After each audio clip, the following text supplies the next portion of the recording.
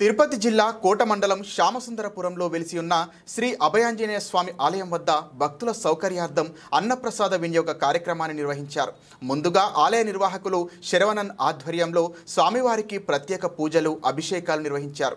అనంతరం స్వామివారి దర్శనార్థం వచ్చిన భక్తులకు అన్నప్రసాదాన్ని అందించారు. ఈ కార్యక్రమానికి కోట పట్టణానికి చెందిన వంశీకృష్ణారెడ్డి, హోటల్ అధినేత దువ్వూరు వంశీకృష్ణారెడ్డి, కావ్య, మహిదర్ రెడ్డి ఉభయదాతలుగా వ్యవహరించారు.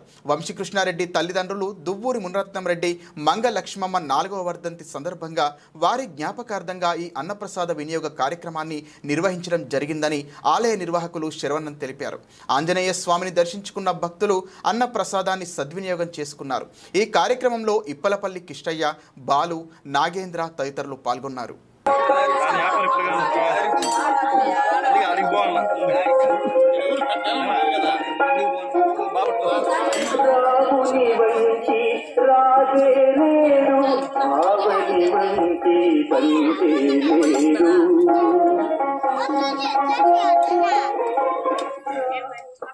జై శ్రీరామ్. శ్రీ అభయ ఆంజనేయ స్వామి గుడి దగ్గర అన్నదాన కార్యక్రమం ప్రారంభమైంది. కావున ప్రతి ఒక్కరు రావాల్సిందిగా మరీ కోరుతున్నాం.